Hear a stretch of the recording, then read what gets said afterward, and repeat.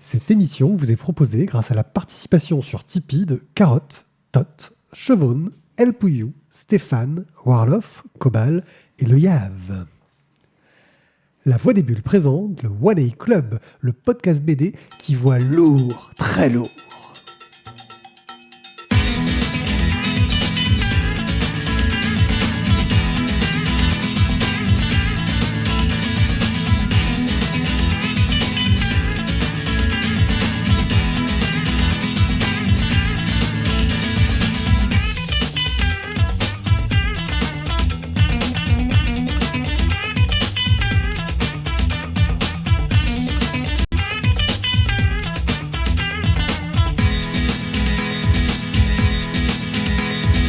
Coucou les gens, je suis One A Pied et vous êtes dans la Voix des Bulles. La Voix des Bulles vous propose un podcast qui s'appelle le One A Club. On va vous parler de bande dessinée, notre podcast de chronique bimensuel quand on a le temps, où nous allons faire plein de choses vachement cool. Et pour m'accompagner, j'ai les deux chroniqueurs les plus hype du moment, Tizak et Thio. Yeah, salut les gars. Bonsoir. Bonsoir. Qu'est-ce que vous êtes suave aujourd'hui? T'as vu? Mais si vous êtes suave, c'est parce que nous avons un gros paquet de BD bien lourdes. Ouais, mais gros peut-être paquet. de qualité ou pas, vous le saurez plus tard.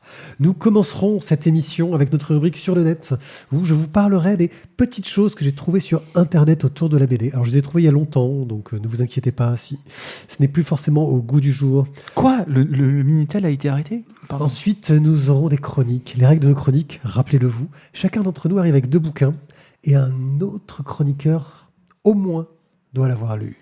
Et si les lecteurs, tous, sans exception, ont adoré, ça devient un coup de cœur. Ouais. Les coups de cœur sont rares, les coups de cœur sont chers. Non, Bientôt, on les fera- coups de cœur individuels sont courants. moult et foison. Moult et Le foison. problème, c'est qu'il faut qu'on soit tous les trois être d'accord. Et c'est un peu tout le problème. Dans ces chroniques, nous parlerons des Indes fourbes, de nos vies prisonnières, de Frédéric, William et l'Amazone, d'Opération Copperhead, de Pense, de Spirou, l'espoir malgré tout, le tome 2. Ensuite, Thio jettera un œil sur l'opération Bodyguard. Mais qu'est-ce donc que cela? Dans un petit hors-sujet fort intéressant. Je vais peut-être arrêter de parler avec cette voix trop bizarre, car il serait Franchement, tu fais peur. c'est toi qui vois, Je hein, peux pas c'est dire, mais. temps de lancer les chroniques, quoi. Ouais, ok. Allez, Tu peux pas nous faire juste pour une chronique entière, tu fais la voix de Mammut. Mais oui, je devrais pouvoir y arriver, mais il faudrait trouver la BD qui va avec. Grâce à 9art.fr, une de mes sources de classiques d'informations, j'ai appris qu'il y avait un nouveau chapitre de Death Note qui était disponible en ligne. Death Note, cette BD que nous n'avons jamais finie. Non. Que je n'ai jamais fini. Que tu n'as jamais fini. Et pourtant, ce sont tes bouquins que j'ai lus. Ouais, je sais, t'es plus fort que moi. C'est un one-shot de 87 pages, c'est totalement inédit. C'est par le scénariste et le dessinateur. Ça se situe plus à notre époque avec Donald Trump et tout. Ouais, je l'ai pas lu. Apparemment, on le trouve qu'en anglais. Mais gratos, parce que bon, ils savaient pas trop comment le diffuser pendant le confinement. Et en France, ils sont un peu emmerdés parce que publier un manga de 87 pages, c'est un peu compliqué. Donc peut-être qu'un jour, ils sortiront un artbook commémoratif avec. Du coup, on fait comment c'est pour le bien. lire, hein? Il faut tourner l'écran dans Eh quel bien, sens? C'est à il gauche y ou à a droite? un lien que je voudrais mettre dans le chat, mais j'ai mon truc qui est mal configuré, je le ferai dans une autre émission. Et sinon, ce sera sur le site lavoidesbulles.fr quand cette émission sera en ligne. Poudoum. Ah, pardon, Mathieu, excuse-moi. Poudoum, la suite. Mathieu, Bim. Poudoum. Non, ça fait tic-tic en fait. La revue Topo nous propose, qui est issue de la revue dessinée, est une revue de reportage pour les jeunes qui visent plutôt les ados. Suite à la mort de George Floyd, qui a beaucoup fait parler d'elle dans le monde entier, ils ont décidé de mettre en ligne une de leurs BD qui revenait sur la mort de Eric Garner en juillet 2014. C'est fait par Géraldine Ruiz et Vincent Bergier. C'était une mort d'un jeune homme qui a été asphyxié par la police, qui avait été filmé par un téléphone et qui avait lancé l'expression « I can breathe ». Fort connu que nos ministres réutilisent allègrement de façon super classe, dirons-nous. Bref, Sam Commander. sans commentaire, car nous ne rentrons pas dans la politique. Cela ne nous regarde pas. Bref, je vous invite à aller regarder ce reportage de qualité, comme la plupart des reportages de Topo et de la revue dessinée. Chouching. Je vais faire chouching à chaque fois. Pourquoi est-ce que tu fais ça? Je savais que tu avais fini là. Je sais, c'était pour le fun. Ah, ok. Des fois, je fais des trucs, ça n'a aucun sens. C'est comme ça. La prochaine nouvelle est tragique. Vous l'attendez tous. Vous l'aimez tous. Ran, fils des âges farouches. Enfant des âges farouches. Va être adapté en long métrage. Alors, je ne sais pas si ils ont attendu que les deux auteurs soient morts. C'est un peu Pour ne pas se retourner, quoi. Je veux dire, les pauvres. Parce que je rappelle que le dernier auteur de Ran en vie est mort dans l'année. C'est peut-être à l'annonce de cette nouvelle-là qu'il est décédé. Peut-être qu'il le savait avant, ouais, c'est possible. C'est Michael Youn qui voudrait le transposer. Alors, connaissant Michael Youn, que l'on apprécie son humour ou pas, Rahan, humour, non, ça ne va pas. Si on veut faire de l'humour avec les hommes préhistoriques, il y a déjà eu et ça a été une réussite. C'est un film que tout le monde a adoré et qui a été un très grand succès, n'est-ce pas, critique et public. Alors, je crois qu'il y a quelqu'un à cette table qui a un peu aimé quand même Je ne l'ai pas vu, hein, je vais être franc. mais moi, perso, pas du tout, en fait. Voilà. Bon. Voilà. C'était Christophe Gans qui devait adapter le truc à la base. Et pour le coup, je pense qu'il aurait été peut-être un peu plus fidèle à l'esprit. Voilà, Oui, mais le problème avec... Non, En fait, non, mais la question, c'est pourquoi l'adapter, en fait. C'est peut-être ça la vraie question au départ. Le problème, c'est que déjà, la coupe, elle est has-been. Il faudrait qu'il trouve autre chose. Voilà. La coupe de Rahan, on est d'accord, c'est un peu trop connoté années 70, quoi. Il a un brushing et tout.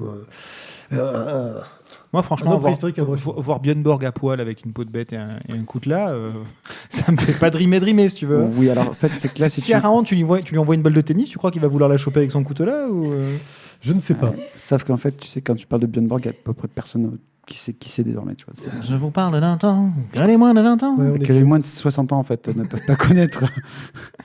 Ouais. Bref, quoi qu'il en soit, voilà, c'était ma dernière news. C'était juste pour vous le dire, parce que des fois, les adaptations... En fait, arrêtez les Français de vouloir adapter les trucs. Je sais pas, refiler aux Américains. Mais les Américains, Ils font ils ont bien. fait ça pendant toutes les années 80, 90 Oui, c'est vrai. et 2000. Et 2010. Mais Et Non, 2020. non, parce qu'après, ils ont repris les mêmes franchises en faisant numéro 12, numéro 13, numéro 14. Ouais, ou alors tu prends Disney qui se réadapte lui-même. Ouais, C'est bon, ça. En live. Ouais, c'est bien. C'est ça. une autre technique. Bref, on va peut-être passer aux chroniques, parce que là, c'est... Ouh. Et pour les chroniques, je vais inviter mon compère Thio à nous parler des Indes fourbes. Et c'est là que la voix de Mammut, elle peut marcher. Putain, pour les accents, ça va être dur. Une bande dessinée de Christophe Hérol et de Juanro Guardino. Non, là, je fais le méchant, je fais pas Mammut. Ah, alors le petit souci, c'est Alain, je crois, et Alain pas Hérol. Christophe. Parce que Non, Christophe, Christophe Hérol, c'est un autre. Ah, ok. Non, mais il y a deux Hérol dans la BD et je les confonds toujours. Non, mais vraiment. Ok. Il y a deux Hérol dans la BD, je les confonds toujours. C'est une honte, sachant que... Alors, donc du coup, on était quand même à Juan Garnedo. Guardino. Et parce qu'il faut aussi quand même citer aussi les deux autres coloristes. Oui. Que j'ai pas leur nom. D'accord. En fait, tu sais que j'ai envoyé un que j'ai fichier pas pour leur ça. nom. Ouais, je sais. mais attendez, Que j'ai j'ai pas leur 40 nom. fichiers. C'est ça qu'il a dit. Emeline. Que j'ai pas leur nom. Pas leur nom. Emeline, Janico Texier et Jean-Baptiste.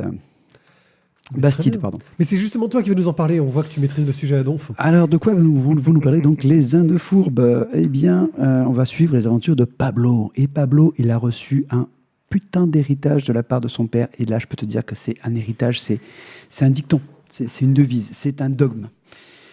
Tu ne travailleras point. Alors, franchement, si t'es le fils de Rockefeller, ça, quelque part, c'est cool, tu vois. Mais quand t'es paysan, franchement, là, tu vas te dire, putain, c'est un vrai travail à plein temps de ne pas travailler. Alors, du coup, tu vas filouter, tu vas mendier, tu vas trahir, tu vas vendre. Tu vas aussi supplier parfois, parce que c'est quand même nécessaire quand des fois tu t'es fait pécho après avoir trahi. Mais c'est tout ça en fait. Pas la tête, pas la tête. Pas les dents, pas les dents. Alors c'est tout ça justement qu'on va découvrir quand notre héros va raconter justement sa vie au seigneur Alguazil et au seigneur Reyes, mais qui eux en fait n'en ont à peu près C'est quoi cette espèce d'accent pied noir? je sais pas, c'est comme ça. Eux ne savent pas du tout, en fait, et eux ils s'en foutent totalement de la vie de Pablo, parce que eux ils ont juste une chose, ils veulent savoir où est l'Eldorado, parce que c'est ça qui les intéresse. Mais justement, le gars, il va faire bien durer le plaisir, parce que Pablo, c'est un petit peu un filou quand même. Alors, j'irai pas plus loin dans le scénario, parce que justement, il y a quand même beaucoup de choses qui s'y passent. Et voilà, je vais un petit peu vous présenter le livre, moi, tel que je l'ai reçu, quoi. Donc, Les Indes fourbes d'abord, où une seconde partie de l'histoire de la vie de l'aventurier nommé Dom Pablos de Ségovie, vagabond exemplaire et miroir des filous, inspiré de la première telle qu'en son temps la narra Don Francisco Gómez de Quevedo et Villegas, chevalier de l'ordre de Saint-Jacques et seigneur de Juanapa. Alors attends, 2 secondes, on va se la refaire, je lui enlève les notes. Non, alors maintenant, du coup, je passe à la suite et tu enlèves tes doigts, s'il te plaît, de là. Ah, ça y est, oui, parce que toi, tu veux toucher à tout, j'ai Mais oui, compris. c'est ça. Mais oui, voilà, c'est bon, j'ai fait ma transition. On commence. Donc là, c'est quoi ce bouquin? C'est la rencontre d'Alain Hérol, scénariste de Garulfo et de Capet de Croc, et de Juanro Garnedo, le dessinateur de Black Sad et de Sorcellerie. Donc, grosso modo, c'est un petit peu pour moi comme si en fait Queen et Radiohead avaient fait un album ensemble, ou si Rocco et Brigitte Lahaie avaient tourné un film ensemble. Ça aurait claqué, quoi. Il Ça aurait claqué. y a- Là, Tu as mis du temps à percuter, j'ai l'impression. Non, j'étais en train de rebondir sur Rocco, Là, tu rebondis- sur Rocco et tu rebondissais Brigitte, mais sur Rocco Rocco et et Brigitte aujourd'hui. Là, tu rebondissais ou sur Rocco Rocco. et- Oui, je rebondis Justement, sur Rocco. Oui, justement, très bien. justement, là où le temps n'a pas permis ces rencontres incroyables, eh bien, la VT, heureusement, a produit cette rencontre, et ça, j'aime beaucoup. C'est vrai. Ah mais tu fais des blagues Voilà. filées d'émission en Des émission. émissions. pas Donc, du coup, Hérol m'a toujours fait kiffer, quoi. Et là, dans Physiquement Non, mais dans son travail, dans les ânes fourbes, ces répliques, elles font mouche, quoi. Les dialogues, c'est ciselé, c'est percutant, c'est une sorte de dentelle, quoi. C'est monstrueux. Alors, du coup, ça fait beaucoup rire, mais des fois, on va quand même avoir aussi un petit rire qui va être très, très amer avec Hérol, parce que on va bien sentir que la blague, elle est présente, mais c'est que sous le petit aspect un petit peu jovial, tranquillou, un peu naïf, tu vois, en fait, tu as quand même une belle critique de la société d'antan et aussi de la critique vraiment aussi de la société d'aujourd'hui. Voilà, donc du coup, quand je trouve que la critique se cache dans un bon mot, ça aussi... Non, merci, j'aime beaucoup. Mais on va quand même maintenant parler du dessin. Et oui, parce qu'en fait, quand je vous fais des trucs pour que vous répondiez, vous répondez plus. L'autre, il est sur son Tu nous téléphone. fasses un signe là comme Ouais, ça. Moi, c'est je parle à nos fans, monsieur. Alors du coup, voilà. Pour parler du dessin de Guarnido, moi j'avais eu une petite référence que j'avais eue quand j'avais lu les carnets en fait de Black Sad, que Guarnido expliquait que pour une des scènes dans un des Black Sad, je crois que c'était le tome 2, le mec en fait s'était fait chier à refaire plusieurs fois le dessin en changeant en fait la couleur de la tapisserie et la couleur, je crois, du carrelage, ou le motif du carrelage, mais c'était un truc, voilà, c'est vraiment presque anecdotique. Mais le mec, en fait, dans le carnet, tu vois qu'il y a 3 ou 4 fois le même dessin avec des couleurs différentes dans la tapisserie et des motifs qui ne sont pas les mêmes, parce qu'en fait, il voulait vraiment créer la bonne ambiance. Et là, tu te dis, mais ce mec-là, c'est un malade, quoi. Pour anecdote, je sais pas si tu t'as noté ou si tu vas le dire, mais la couverture, c'est de la peinture à l'huile. Non. Il s'est fait chier à faire de la peinture à l'huile. Apparemment, il a demandé à Alex Alice de l'aider parce qu'il n'y arrivait pas. Alors, donc justement, si on revient sur Guarnido, c'est voilà, dans le dessin, on a des décors, on a la faune, on a la flore, on a les boucles des personnages, et tout ça, c'est excellent, quoi. J'ai l'impression presque de voir à un moment donné des personnages de Disney. Tu sais, quand des fois tu peux trouver des images des personnages Disney, c'est avec toutes les expressions qu'ils peuvent avoir. Et dans ce Pablo, tu as la joie, la tristesse, la supplication, il y a tout. Alors, C'est l'école de Guarnido, Disney. c'est peut-être justement parce que le gars y a travaillé, je te remercie, c'était écrit, c'était la dernière ligne sur la page. Mais ça, tu me tendais de la Non, main non, que je de t'attendais montrer, pas la là, main. Georges, vas-y, parle. Il ne te tend rien du tout. Exactement. On pourrait aussi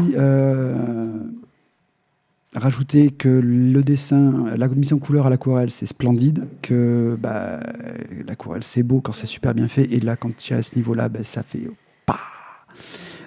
savoir aussi justement qu'il a été pas mal aidé par Emeline, je reprends son nom, Génico Texier et Jean Bastide, pour ses aquarelles. C'est absolument splendide. En plus, le bouquin est un beau 145 pages avec un format qui est plus grand que d'habitude. C'est vrai que du coup, en plus, c'est top pour avoir tous les détails du dessin de Guarnido. Avec voilà, le petit truc à la fin du bouquin sur la petite référence à un peintre célèbre de la cour espagnole. J'ai trouvé ça top. Donc du coup, dans ma jauge, toujours, on dépasse les 3, j'aime beaucoup. Donc pour moi, c'est vraiment un bouquin que j'ai franchement apprécié. Certains esprits un petit peu chagrins ont dit, quand le bouquin est sorti, que ça ressemblait à un scénario d'un certain film avec une sorte de grosse révélation qui fait que du coup, tu revois tout le film différemment. Peut-être. Mais moi, je m'en fous. Dans tous les cas, voilà, ça m'a vraiment plu et je mettrai vraiment un gros coup de cœur à cette folle rencontre de Rocco Siffredi et de Brigitte Lahaie. Et ça, j'aime beaucoup. Merci. Alors, toi qui aimes, tu aimes beaucoup aussi, Isaac? Alors, on parle toujours des C'est quand même un infos. livre qu'on a tous les trois acheté, c'est très rare. Oui, c'est un truc de fou. On l'a acheté tous les trois. Mais en même Alors temps, qu'il n'est pas donné, hein, 34,90 €. c'est ça. C'est quand même, ça fait un petit peu mal au derche. Mais bon, écoute, franchement, rien que la couverture, c'est une invitation. Tu vois, on en parlait dans une autre émission pour Sherlock. C'est une invitation, cette couverture. Du coup, tu n'as qu'une envie, c'est de te plonger dedans. Comment aujourd'hui une couverture pareille peut exister? Tu vois, c'est un truc de fou. Et dedans, c'est bon, c'est excellent, de la première à la dernière planche. Il n'y a rien en dessous. Il y a aucun moment, il y a de la facilité et de la fainéantise. Tout est bien fait, tout est bien réalisé. Je ne vais pas revenir sur ce qu'a dit Mathieu concernant les dialogues, etc. Enfin, c'est du Hérol, c'est topissime. Les dessins de Guarnido, on n'y revient pas dessus. C'est de la bombe du début à la fin, avec la larmichouille, avec le sourire, le demi-sourire, peu importe, c'est de la bombe. Voilà. Donc même si c'est 35 balles, ben voilà. Évitez d'acheter 2 autres BD post-apocalyptiques à la con. Et Non, mais elles étaient bonnes, ça dont on a parlé. c'est vrai, elles étaient bonnes les nôtres. Mais voilà, allez foncer sur les Indes de Fourbe, c'est de la bebon. Alors effectivement, hein, moi comme Thio, hein, tu mets Hérol et Guarnido. Alors moi, c'est surtout Hérol. Guarnido, j'aime beaucoup, hein, mais je n'ai pas les Black Sad, par exemple, que j'aime bien, mais voilà. Mais j'admire son trait, son travail. Alors là, en plus, je trouve que ça en jette. Effectivement, il y a une expressivité dans ses personnages, dans sa narration, mais on voit que le scénario est léché. Alors, je ne pense pas trop spoiler, mais je vais un peu déclarer certaines choses quand même. C'est du Ocean's Eleven dans du Ocean's Eleven. Si on devait un peu résumer les choses. On sent, parce que c'est ce qui nous est vendu dès le départ, qu'il va y avoir baleine sous caillou, comme dirait Thio. On le sent. On sait que... Enfin, moi, tout de suite, j'ai dit, il y a du foutage de gueule quelque part. Sauf que je ne m'attendais pas à un foutage de gueule à ce niveau-là. Chaque chapitre nous montre un nouveau point de vue sur l'histoire et nous l'enrichit et nous la rend plus intéressante. Et surtout, il y a une construction sur du flashback dans du flashback, sur la personne qui raconte. Et ça se finit sur une conclusion où le personnage nous parle directement dans l'épilogue pour bien nous expliquer que oui, c'est bon, vous avez tout lu, vous avez peut-être compris. Mais alors pourquoi est-ce que je vous parle? Et là, on en arrive sur une chute, une fin, une conclusion. On n'est pas dans de l'apothéose, mais on est dans le bon mot, le beau point sur le i. Voilà. Je rajouterais qu'il y a encore quelques trouvailles qu'on avait déjà eues dans De Cap et de Croc, avec les deux scènes montrées de façon différente. En plus humoristique dans De Cap et de Croc, hein, certes. Mais j'avoue que cette couverture, moi, m'avait fait peur. Parce que cette couverture, elle est belle, certes, mais c'est pas exactement le style qu'il y a à l'intérieur. Soit on commence à avoir l'habitude. Mais cette couverture, elle était très bavarde. Et Alain Hérol, je l'aime beaucoup, mais j'avais peur qu'il nous fasse un truc un peu bavard. Tu vois? Et c'est vrai que ça commence en étant bavard. Mais ça l'est. Maintenant, le protagoniste principal, c'est son arme principale, pour pas dire unique, dans la vie. Il part dans la vie avec même pas sa bite et son couteau. Il a pas de couteau. Il n'a que son bagou. Et l'ensemble est totalement cohérent, y compris la couverture. C'est tient la route. C'est Non, mais j'avais peur que ce soit bavard. Et vous savez que moi, les BD trop bavardes, en général, j'ai un peu du mal. Ouais, et t'as là, l'impression de te faire couper la parole. C'est tellement bien écrit que c'est magique, quoi. Bref, c'est un petit bijou qui vaut ses 35 €, Ouais, mais qui mériterait presque d'avoir une édition qui permettrait de le mettre à la portée de tout le monde, car on est tous d'accord pour le coup de cœur. Voilà, donc les Indes fourbes par, redis-moi les auteurs pour les coloristes que je vais oublier. Alain Hérol. Emeline Jacquino Texier. J'ai changé les feuilles, je les ai toutes jetées. Randro Gardido au dessin. Voilà, Janico Tixier, pardon, et Jean Bastide.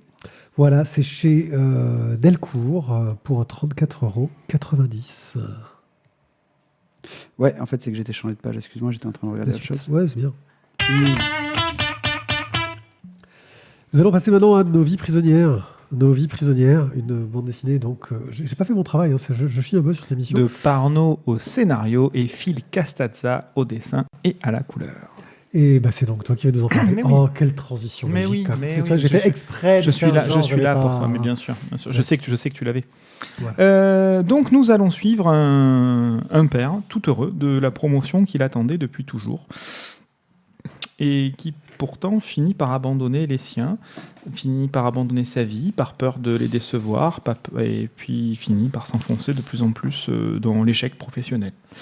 Nous allons suivre également un médecin aguerri, Julien, qui ne trouve plus son compte dans les petits bobos de ses patients et qui remet en question ses choix de vie, ses choix de carrière. Et puis, au hasard d'un détour qui le mène au chevet d'un vagabond en train de mourir, il va se fixer pour objectif d'exaucer le dernier vœu de cet homme, à savoir retrouver son fils et lui transmettre un manuscrit où il raconte sa vie et où il tente de s'excuser pour ses erreurs de mari, ses erreurs de père. Bref, rien ne sera facile pour Julien qui va devoir retrouver ce fils, mais il n'abandonnera pas pour autant et nous allons au début d'une belle aventure humaine. Oh. Ah oui, il faut toujours laisser un beau mot à la fin. Donc voilà pour le pitch de cette histoire. Alors, c'est un premier scénario pour un scénario one-shot, enfin pour un bouquin one-shot pour Parnot, et il nous plonge dans une espèce de réflexion autour de la dichotomie qui parfois ou souvent existait entre nos désirs d'enfant, qu'est-ce que tu veux faire quand tu seras grand, et puis nos envies profondes en fait, c'est des choses qui sont enfouies à l'intérieur de nous, et puis la réalité de notre vie au final, où les dictats de la société tendent à gommer ou à écraser justement ces rêves d'enfant ou ce qui était réellement en nous. La performance, la reconnaissance de ses pairs, de sa famille, le statut, l'apparence, donc toutes ces valeurs maîtresses de notre monde qui finalement existent souvent au détriment de la solidarité et de l'écoute et puis de nos envies plus profondes et individuelles. Donc voilà ce que met en exergue cet album par l'intermédiaire de deux destins croisés, ainsi que les conséquences, il ne faut pas l'oublier, pour l'entourage, pour la famille, pour la femme, pour l'enfant, etc. Bref, les fameux dégâts collatéraux. Donc le récit se présente découpé en chapitres qui correspondent chacun à une tranche de vie. Le dessin est semi-réaliste, centré sur les expressions des personnages. On s'y attarde souvent longuement pour un peu mieux comprendre l'état d'esprit des protagonistes. Et on alterne entre un dessin qui est assez propre, ancré et colorisé pour les événements qui se passent dans le présent.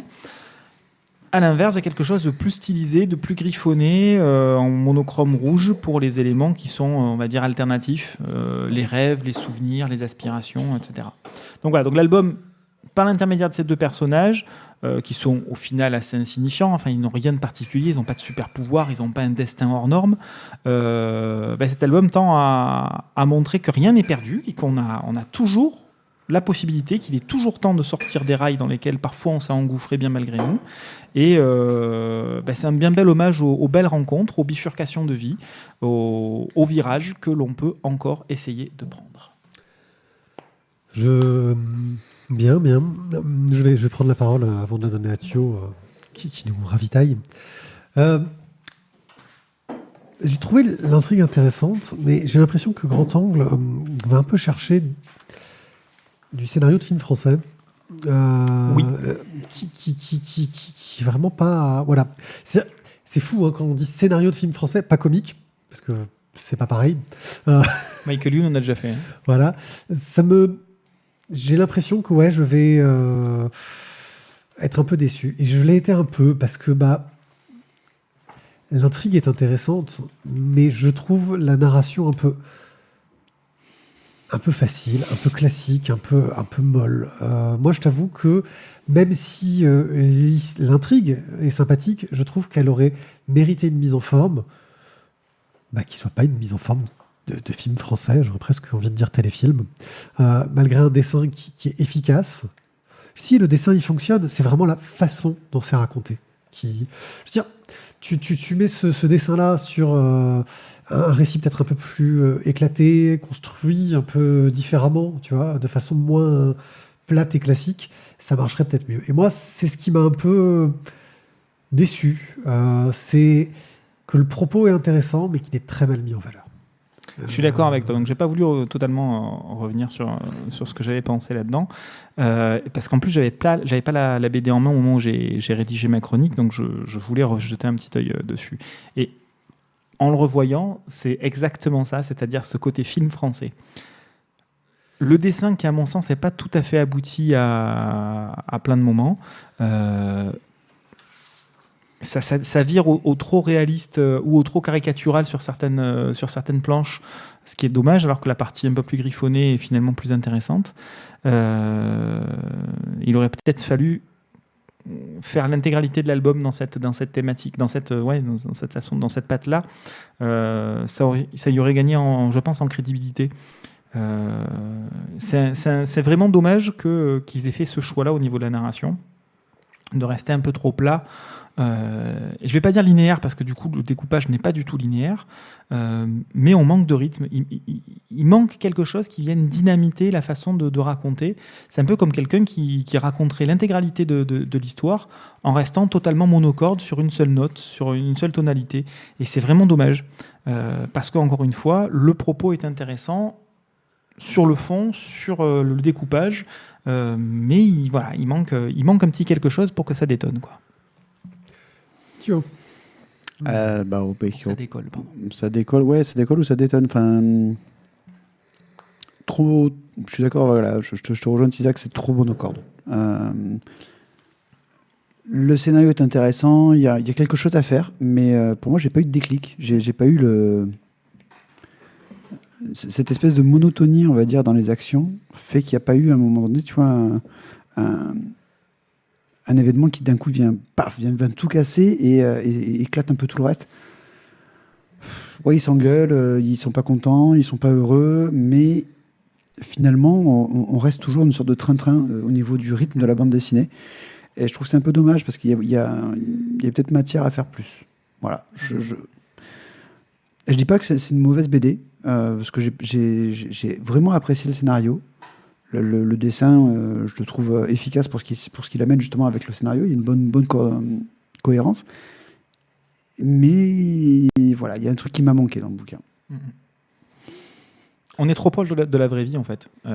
Quand on raconte une histoire, il faut malgré tout un petit peu la romancer et un petit peu rajouter des éléments pour captiver. Et raconter les éléments comme ça se passe vraiment dans la vraie vie, c'est pas télégénique, on va dire, ou BD-génique. Il manque quelque chose, quoi. Donc, Nos vies prisonnières, une BD qui manque.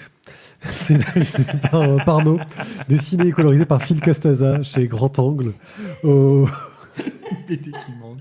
prix de 21,90 €. Un peu de liberté, peut-être, ça manque. Ouais, hein, c'est Frédéric William et l'Amazon. Donc, je vais vous parler d'une bande dessinée qui est sortie chez Comics Bureau, qui dépend un peu de Glénat, qui est scénarisée par Jean-Marc Lenné. Alors, Jean-Marc Lenné, c'est un nom que vous connaissez peut-être. C'est un monsieur qui a travaillé sur une série qui s'appelle Grand Ancien. J'ai découvert ça, je ne connaissais pas. Donc, ça doit parler de trucs de Cthulhu, machin chose, un peu. En gros, il avait fait, Ou alors de ses ancêtres, de ses grands-grands-parents. Non, Grand Ancien, apparemment, c'est une série qui mêlait le fantastique et la littérature du 19e siècle. Et il s'amusait, par exemple, dans Grand Ancien, à mélanger Moby Dick et Cthulhu. Intéressant. Voilà. C'est qui le plus fort ? Puis il a fait les pockets chez Semic, vous savez, les petits formats Zembla, etc. Donc il a pas mal travaillé là-dessus. Et des tonnes de trades de bouquins DC Comics, donc du Batman, du Wonder Woman, un peu du Alan Moore aussi, et aussi des tonnes d'essais sur la bande dessinée américaine. C'est vraiment un spécialiste du sujet, quelqu'un qui maîtrise à donf. Il s'est fait accompagner de Thierry Olivier, qu'il a rencontré justement dans les Pocket Semic sur Zembla, j'imagine, et qui, lui, est plutôt un auteur qui aime bien travailler sur cette tentative de comics à la française qu'on a trouvé par exemple dans Le Garde républicain, sur lequel il avait travaillé. Et donc, il va aussi faire les couleurs. Dans cette bande dessinée, il va essayer de nous raconter l'histoire croisée de William Moulton Marston, qui est le créateur de Wonder Woman. Entre autres, il est aussi connu pour avoir créé le procédé du détecteur de mensonges, mais aussi le chemin de Frederick Wertham, Et là, j'ai fait un accent anglais, mais j'aurais dû faire un allemand. Wertham. J'aurais dû faire un accent allemand.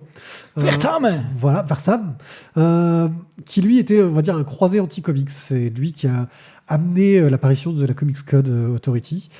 C'est lui qui, en gros, jugeait que les comics étaient décadents et amenait le mal. Et il a fait toute une série de procès là-dessus. Je connais un trio qui a fait une super conférence là-dessus. Voilà.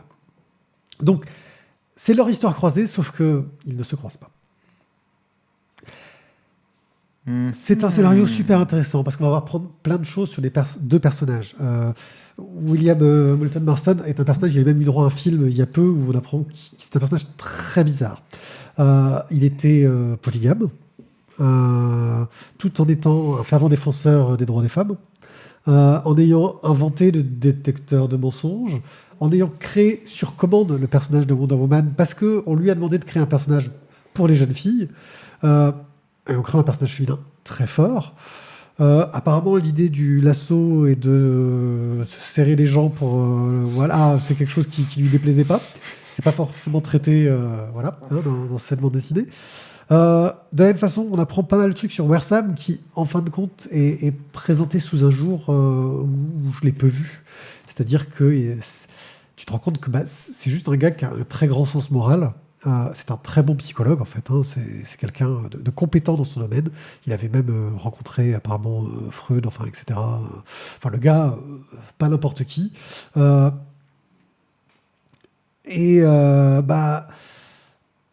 manque quand même à l'histoire avec un grand H, parce que l'histoire, la thématique, ça marche super bien, hein, mais il manque le lien physique. C'est-à-dire que réellement, ces deux personnes-là ne se sont jamais croisées dans la vraie vie. Et les auteurs ne se sont pas amusés à imaginer cette rencontre, parce qu'ils ont voulu être un peu dans le réel. À ça, on va ajouter un choix de couleurs qui va être dans des niveaux de gris, avec de temps en temps des touches de couleurs, pour montrer des zones dures, avec du rose, du rouge, du bleu. Et surtout quelque chose de très froid dans le style, un dessin très détaillé, mais vraiment... froid. Ça manque de dynamisme, sauf dans les quelques clins d'œil qu'on a aux DC Comics, qui étaient les comics d'horreur, Creepy et compagnie, où là, pour le coup, le dessin marche à la perfection. Le mec, tu te dis, waouh, c'est un truc d'horreur qu'il aurait dû faire plutôt que de nous montrer ça. C'est très... c'est un côté un peu mécanique. Alors en plus, il en rajoute, hein, il fait des tonnes de clins d'œil à de la bande dessinée réputée, il y a des clins d'œil à Alan Moore, à Watchmen, etc., qui sont cachés au milieu. On voit pareil que les deux auteurs sont des grands connaisseurs et ils nous font un récit en alternance assez classique avec une mise en page aussi assez classique, rien d'exceptionnel dans la narration. Bref, c'est une bande dessinée moi que j'ai appréciée parce qu'elle m'a appris beaucoup de choses sur un sujet qui m'intéresse, hein, que j'aime beaucoup, des choses que j'ignorais. J'ai apprécié d'avoir un autre regard surtout sur Frédéric Versam, qui est toujours présenté comme cette ordure qui a voulu tuer les comics, et qui est peut-être un personnage un peu plus profond que ce qu'on en sait. Mais il manque un lien entre les deux histoires, quelque chose qui fasse que les deux intrigues marchent ensemble. Et je trouve que c'est un peu dommage. Je pense que j'adorerais boire des coups avec Jean-Marc Lenné parce qu'il m'apprendrait des tonnes de trucs. J'en ressortirais, mais ça serait grandiose. Mais il y a un truc qui est dommage sur cet album qui, je pense, c'est peut-être le parti pris de départ, en fait. Qui est un petit peu, pour moi, peut-être pas totalement réussi. Thio. Je vais être vraiment trop jaune, on va dire, dans ta chronique. C'est que moi, j'ai trouvé ce bouquin intéressant pour l'histoire qu'il me raconte, vraiment pour le côté histoire. Historique, ouais. L'histoire avec un grand H, quoi. C'est historique ce qui s'est passé là. Mais j'ai appris beaucoup de choses, j'en suis très content. Mais après, voilà. Ça m'a pas, le dessin m'a pas emballé, le traitement des deux vies était pas, c'était pas ouf et bof, voilà. Mais par contre, ce sont deux personnages que clairement j'ai apprécié connaître parce que j'avais déjà entendu parler d'eux, on en avait déjà parlé entre nous, justement comme disait Tizak tout à l'heure sur une petite conférence. Et oui, ce sont des personnages, on va dire, qu'on connaît, mais qu'on ne connaissait pas autant. Et je trouve que leur vie est assez folle quand même. Plus pour l'un que pour l'autre, parce que l'autre était quand même finalement peut-être un peu casanier, quoi.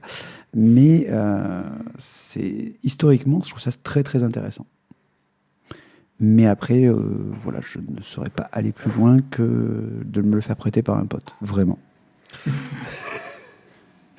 Voilà, ou de le lire en bibliothèque, parce Voilà, que si voilà. tu veux approfondir le sujet. Non, je pense que c'est vraiment une bande dessinée pour les curieux de cette époque. Moi, Oui, ou de l'histoire de la BD, quoi. voilà, je l'ai reçu en service de presse, je l'ai demandé parce que je voulais vraiment le lire. Ça me donnait vraiment très envie et je suis très content de l'avoir. Mais plus comme ressource historique que comme BD pur, on va dire, plaisir. Donc, c'était Frédéric William et l'Amazone chez Comics Bureau par Jean-Marc Lenné et Thierry Olivier au prix de 19,95 €.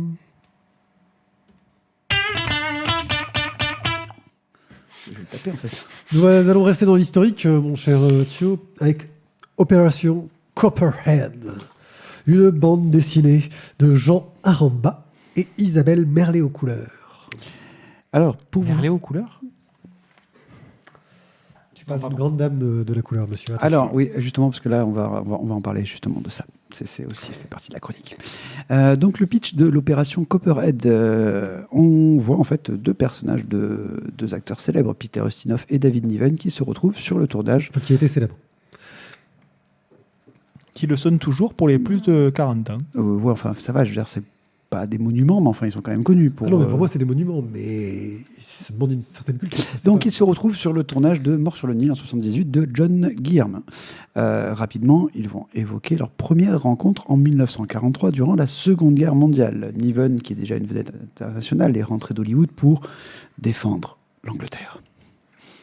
Voilà, c'est beau. Et du coup, lui, il va arriver dans l'armée au rang de lieutenant-colonel et il va être contacté pour tourner dans un film de propagande réalisé par Monsieur Reed et qui est scénarisé par un petit acteur et dramaturge qui s'appelle Peter Ustinov.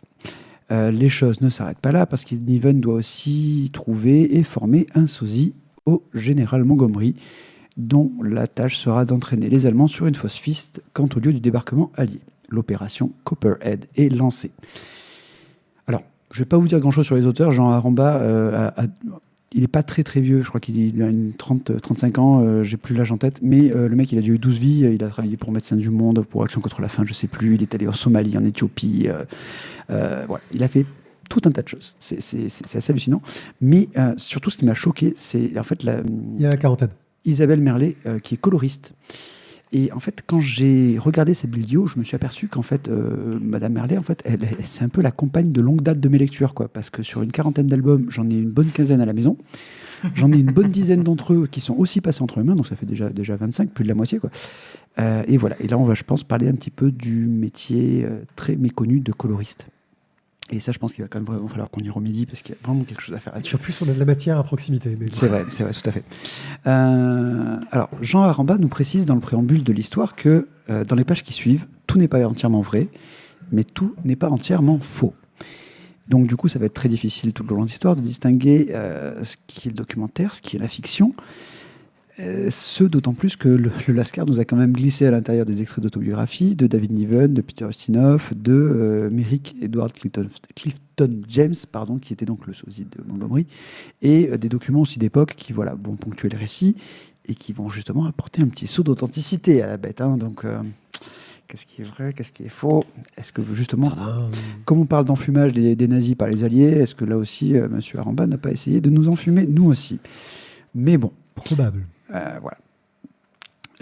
L'histoire donc est assez... un épisode sur les enfumeurs quand même. C'est un peu ça, ouais. L'histoire est assez dingue, quand même, je trouve à peu près... c'est hallucinant, c'est du culot, c'est de la créativité.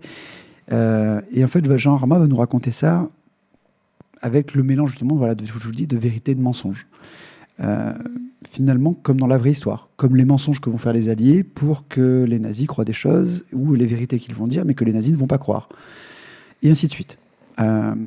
Alors, dans le récit de Jean Aramba, je trouve que ça manque un petit peu de dynamisme, pas parfois, mais il a rajouté un petit côté burlesque au personnage, avec le personnage de la fille, mais j'ai plus en tête. J'ai plus le nom non plus en tête. Voilà, je suis désolé.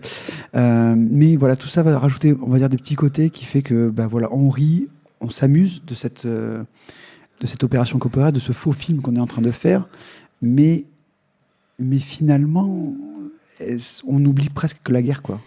Et on reste justement sur cette dichotomie entre la vérité et le mensonge, qui est assez intéressante. Ce qui fait que même si le récit est un peu plat et manque de dynamisme, eh bien, même avec une histoire extraordinaire et un côté justement qui est assez intéressant d'être dans la guerre sans y être, ça a de l'intérêt, quoi. Le dessin de Jean Aramba, c'est un dessin que je dirais d'une sorte de ligne claire qui est assez épurée, qui malheureusement est parfois un petit peu inégale en fonction des planches, mais avec une mise en couleur qui est sympa, qui met en valeur quand même le dessin. Donc moi, au niveau du bilan, je dirais que c'est un livre qui est intéressant. Déjà pour l'histoire qu'il raconte, parce que c'est une histoire de ouf, clairement. L'opération Copperhead qui fait partie de tout un ensemble d'opérations qu'ont lancé les Alliés au cours de la Deuxième Guerre mondiale, justement pour mystifier les nazis. L'opération donc Bodyguard et donc Fortitude pour Quicksilver ou Sky en fonction des différences, si on était anglais, américain ou autre. C'est quasiment du cinéma. Enfin, c'est un film à lui tout seul, quoi, tout ça. Et ça, c'est vraiment génial. Et l'histoire est racontée, le traitement est efficace. Je vais pas vous dire que j'ai beaucoup aimé, mais c'est un bouquin que j'ai vraiment trouvé super intéressant parce qu'il a mis en image une histoire en fait que j'avais déjà lue ou que j'avais déjà rencontrée dans des podcasts ou sur des chaînes YouTube que je peux suivre, quoi. Et ça, c'était cool. Isaac. Moi, j'ai passé un très très chouette moment en fait. Le côté cartoony des personnages renforce encore ce côté dantesque et surréaliste de l'ensemble de l'opération. C'est-à-dire qu'à un moment donné, il faut que ça germe dans l'esprit de quelqu'un. C'est un truc de fou. Et quand tu sais dans l'esprit de qui ça germe et ce que le mec va faire ensuite, tu te dis, mais on a quand même misé la vie d'énormément de gens sur un putain de scénario de film comique, limite. D'accord ? Enfin, c'est du grand guignol quand même, cette histoire-là. Mais on s'en sert pendant la guerre. Et je trouve que c'est ça qui est absolument énorme, c'est se servir d'un pistolet à eau en plein champ de bataille. Et les mecs en face ont peur du pistolet à eau. Et c'est le royaume de la désinformation poussé à son extrême. Ouais, du non, bluff c'est Martoni. C'est exactement ça. Voilà, c'est un truc de fou. Et voilà. Et donc le dessin, la couleur renforce encore ce côté un peu surréaliste. Mais heureusement, au milieu de toute cette narration, un peu tragicomique, on a des fiches, on a des rajouts de narration purement historiques et qui nous donnent des petites anecdotes, qui nous recadrent les choses dans le contexte historique, quelles étaient les grandes décisions prises à l'époque, quels étaient les grands généraux, où est-ce qu'on se... Enfin, et c'est génial. Voilà, on alterne entre le documentaire historique et le film comique avec David Niven, quoi. Comme il sait si bien le faire, façon Le Cerveau ou ce genre de choses. Enfin, c'est... Voilà. Moi, je trouve un bouquin à mettre dans toutes les mains, à tous les âges, parce que tout le monde a de quoi trouver son compte là-dedans. J'aime beaucoup. Merde. Ouais, hein, c'est étonnant. Hein. Ça fait 3 fois j'aime beaucoup. Non, mais... Non, mais du coup, ça veut dire quand même que je lui ai proposé un livre d'histoire et qu'en fait, il a kiffé, quoi. Ah ouais, mais c'est un livre d'histoire et de cinéma. Ah ouais, Et ok. c'est ça, moi, qui m'a plu. Voilà. Histoire et cinéma, bonsoir. Non, mais les bouquins historiques, globalement, en général, je le dis souvent, c'est souvent très plat, il y a souvent un traitement assez classique, assez... C'est chiant. C'est ça, assez chiant, le terme ouais, que tu cherches, ouais, c'est ça. Le C'est terme que je technique qu'on cherche. Non, mais apprend, c'est vrai. chiant. Et il y a des livres d'histoire qui m'ont pris parce qu'ils étaient bien racontés, qui prennent un parti pris original. Je pense au Junker, là, sur les deux reines. Oui. Voilà. Je trouve plus le nom. Voilà. Qui se peut tirer dans les deux sens. Qui peut tirer dans les sens. Bon, je vais chercher pendant que je parle. Bref, oui, j'aime les bouquins qui vont parler de l'histoire, mais qui vont faire plus que nous parler de l'histoire, qui vont aussi nous raconter une histoire. c'est en faire un peu plus, c'est aller plus loin. Et là, on est sur l'histoire avec un grand H de faiseur. La Vierge et la pute. Ouais, la Vierge et la putain. Voilà, l'histoire avec un grand H de faiseur d'histoire avec un petit H qui fera l'histoire avec un grand H. C'est quelque chose que je trouve superbe. En plus, ce sont les figures. Je connais assez peu en vrai David Niven et Peter Ustinov, mais Plus Peter Ustinov pour moi. leur tête me Voilà, ça me parle. Il y a quelque chose. Et cette époque, faire commencer le bouquin sur Mort sur le Nil, pour le coup, ça me parle aussi. Alors, je l'ai vu sur FR3, j'ai dû le voir à l'époque, une diffusion multiple. Je m'en souviens très très peu, mais j'avais adoré quand j'étais gamin. Ou Antenne 2 peut-être. Ouais, Antenne 2 peut-être. Bref, pour moi, voilà, c'est un bouquin que j'ai vraiment à l'époque avec 3 chaînes, envie de te voler. Parce que je l'ai trouvé que c'était un très très bon bouquin qui arrivait à lier l'histoire avec un petit H, l'histoire avec un grand H de façon assez magistrale. Voilà. Bon, Non, mais c'est... Et du coup, t'as dit 3 fois... moi, je j'aime mettrais un ça. coup de cœur, mais je pense que Thio a beaucoup aimé, et ces arguments qui font qu'il ne va pas jusqu'au coup de cœur, je suis pas là pour le convaincre forcément, mais... Je sais, c'est un de mes bouquins, je l'ai acheté, mais je vais pas non plus dire que... C'est super de l'avoir fait, je trouve que c'est une idée géniale. Mais non, je ne veux pas faut dire pas que... tomber dans cette idée de dire je l'ai acheté donc c'est forcément génial. Tu vois, des fois c'est ce qu'on fait sans faire exprès. Alors, bon, pour info, il a quand même eu le prix René Goscinny, quoi. Et vous voulez pas y coller un coup de cœur? Ah non, mais je ne le force pas. Ça serait pas naturel. Ce serait une sorte de coup de cœur pas mérité, tu vois, qui serait arraché. Par contre, Non, je suis notez désolé. que il y a suffisamment de qualité pour que vous l'achetiez quand même. Bon, bref, c'est comme s'il avait un coup de cœur, mais du coup, vous le paierez moins cher parce qu'il a pas de coup de cœur. Parce que, bon, les Voilà. éditeurs se basent sur notre chronique pour les prix. Opération Copperhead de Jean Aramba, Isabelle Merlet aux couleurs pour 22,50 € aux éditions d'Argo. Bon, il est temps de penser à la suite. Nous allons parler de Pense, une bande dessinée de... J'avais plus son prénom, c'était Jérémy Moreau, voilà, j'avais son nom de C'est famille, Jérémy, mais c'est pas Jérémy, Yolande. j'allais dire Frédéric, je sais pas pourquoi. Mais Non, c'est c'est pas Jérémy Yolande. Aucun lien de parenté, peut-être, on ne sait pas. Peut-être, on verra ça. Voilà. Donc Jérémy Moreau est au scénario, au dessin et à la couleur. Il fait tout, le garçon. Donc la vie est dure. La vie est dure pour Pense. Alors, avant le propos, je m'excuse déjà de la longueur du pitch, je le sais. C'est encore un bouquin pour caler les portes et les armoires.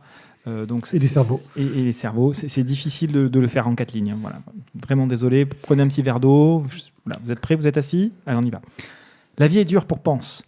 Et ainsi que pour sa vieille maman. Ils sont au sein de leur clan. Là. On est pendant la préhistoire quand même. Il faut replacer les choses dans leur contexte. Et voilà, vraiment, la vie est dure. L'un, le plus jeune, donc le fils, est trop occupé à rêvasser toute la journée en regardant les nuages, en écoutant le bruissement de l'eau qui coule ou en admirant la ligne des montagnes au loin. Et l'autre, la maman, est bien trop vieille pour participer aux chasses ou aux cueillettes, et donc elle se désespère de ce que son fils va bien pouvoir devenir. Car elle le sait, la colère gronde dans le clan. La colère gronde contre ces 2 gros boulets qui ne rapportent strictement rien au reste du groupe. D'ailleurs, ça suffit. Le chef de clan refuse que Pense goûte à la viande tant qu'il n'aura pas, lui aussi, apporté sa contribution au groupe. Dès le lendemain, il devra partir en tête et chasser le bouquetin. Bon, dit comme ça fait une grande nouveauté. Donc, bien évidemment, rien ne se passe correctement et un puma les prend en chasse. Pense trouve refuge dans une anfractuosité de la falaise où il va mettre à profit ses compétences et faire ce qu'il sait faire de mieux, attendre. Attendre que le puma se lasse. Oui, c'est une technique de chasse. Pense trouve refuge donc là-dedans, il attend, et finalement le petit puma va trouver un bouquetin très à son goût et laisse Pense tranquille, qui peut enfin rejoindre son clan.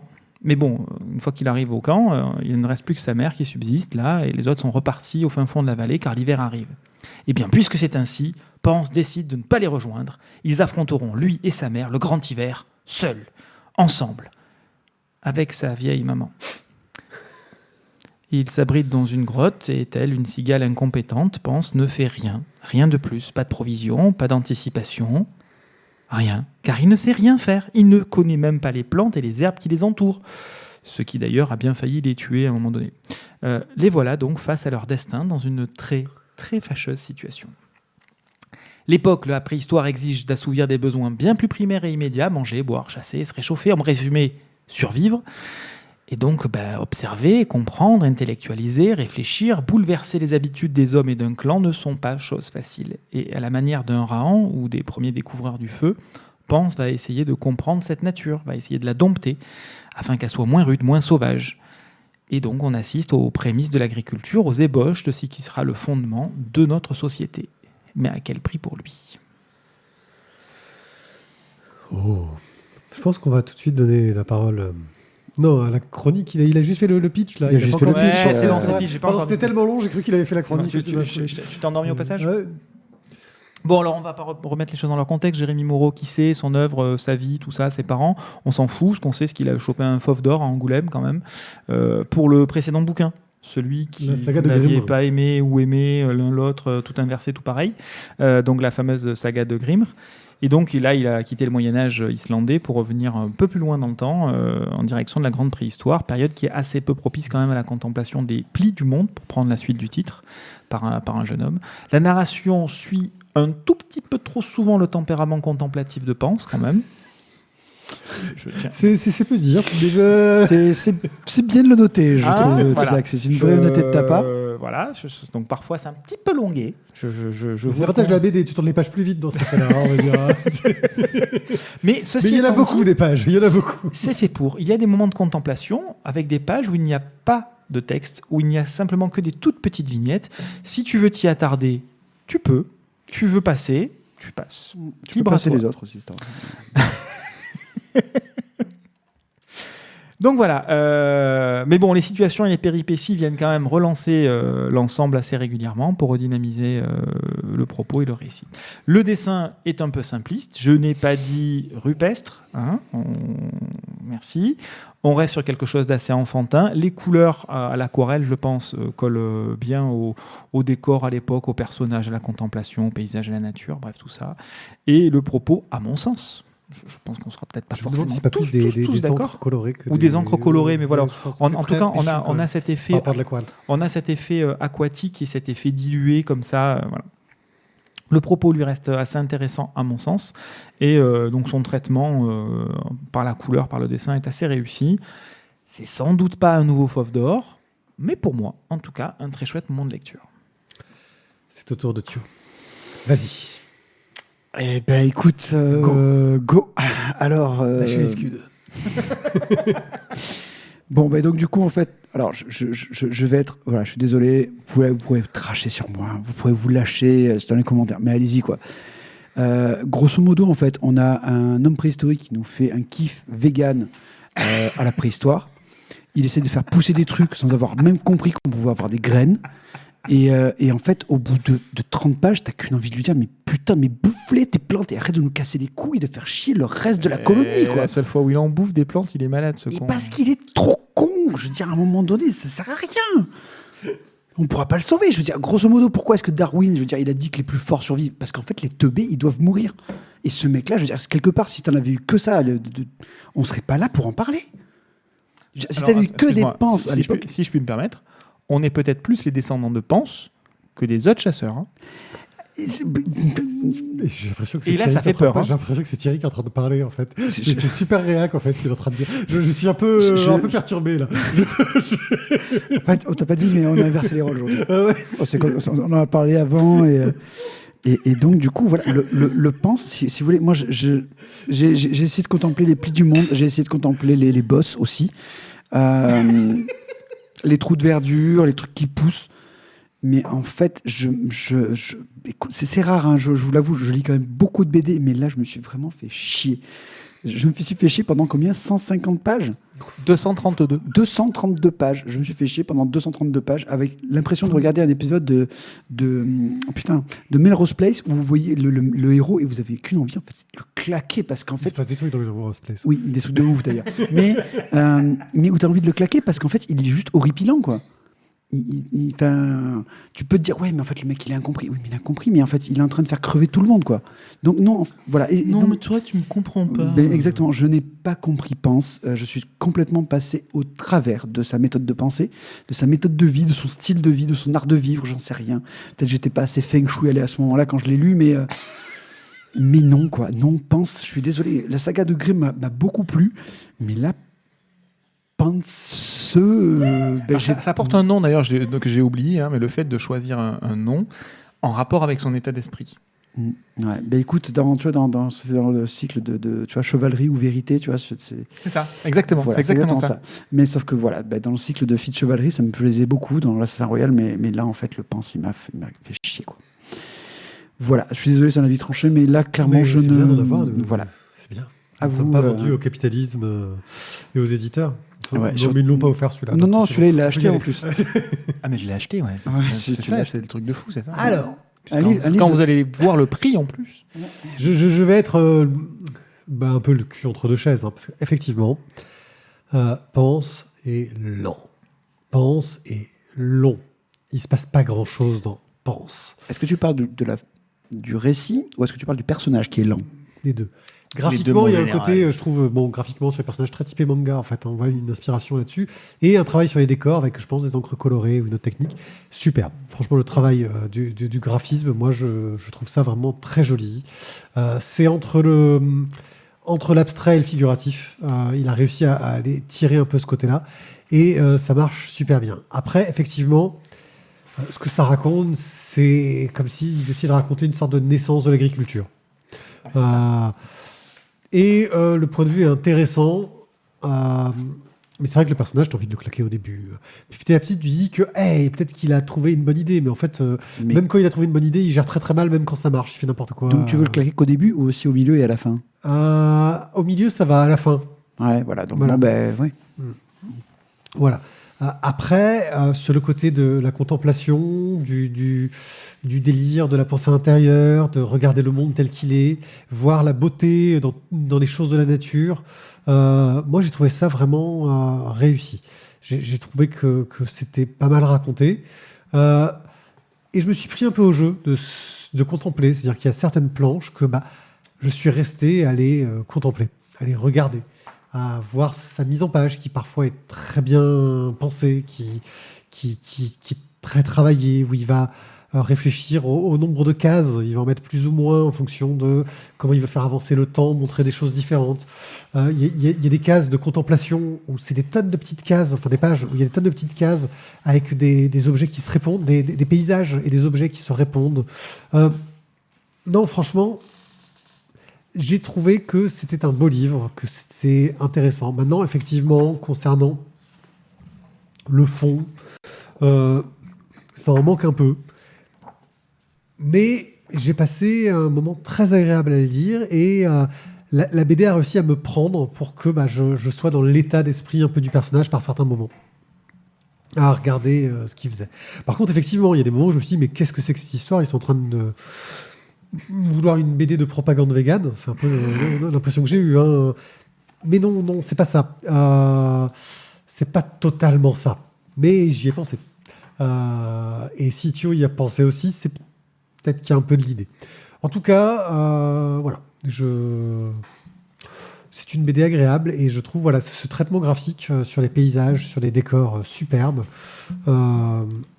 Et sur la couverture aussi. Oui, la couverture et le bandeau qui est très joli pour le coup, qui permet de raconter une autre façon de voir les choses parce qu'il s'insère dans la couverture quand il est posé. Enfin, c'est du bel ouvrage, dirais-je. C'est Pense.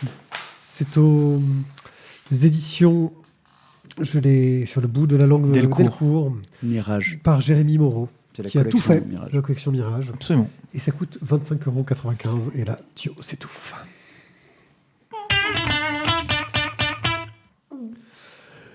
Ça fait cher le légume.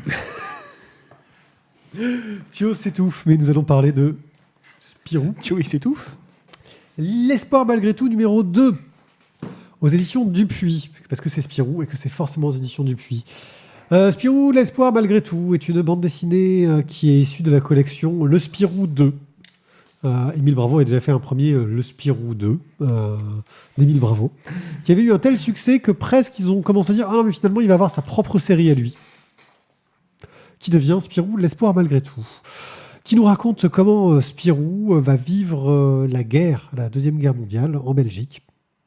Spirou, jeune homme naïf, qui est groom à l'hôtel Le Moustique, petit boulot comme il peut, qui aide tant qu'il peut les enfants des quartiers, qui traînent un peu dans les rues, qui font ce qu'ils peuvent. Et Émile Bravo va nous montrer le monde de la rue et de l'enfance pendant la guerre. On connaît Émile Bravo surtout pour son travail en littérature en jeunesse. Il a travaillé sur les épatantes aventures de Jules, qui est un grand classique de la BD jeunesse, mais aussi surtout sur les 7 ours nains, qui est un chef-d'œuvre de la BD. Je ne cesserai de le dire. Tu peux rester concentré. Les 7 ours nains. Lisez les 7 ours nains. Les 7 ours, t'es sûr? Oui, les 7 ours. Ok. Avec un Z, parce que j'ai envie. Ouais. Et le oiseau, il est beau ici. Exactement. Les 7 ours nains. Zorglum sort de The Gore. Aux couleurs, il a fait appel à Fanny Benoît, qui a travaillé sur les épatantes aventures de Jules et les 7 ours nains, et sur d'autres choses à côté de ça, mais c'est la coloriste attitrée d'Émile Bravo. Dans ce tome 2, la Belgique est occupée par l'Allemagne. Totalement. Spirou, après avoir suivi les mésaventures de son compère Fantasio, qui manque de faire un peu n'importe quoi, à partir à la guerre sur le front, mais pas du bon côté, enfin en faisant nawak. Non, si, il partait à la guerre du bon côté au début, parce qu'il était quand même du côté belge. Ouais, mais... Mais finalement, il va partir, parce qu'ils se sont fait un peu défoncer quand même. Oui. Bref... Mais après, il avait trouvé un travail. Un super travail. Un super travail. Attends, c'est quoi déjà son boulot? C'est de la propagande. Oui, il devait faire de la propagande dans les journaux belges qui étaient devenus des journaux occupés. Bref, ils décident ensemble de monter un spectacle ambulant. Et ils vont traverser... De marionnettes.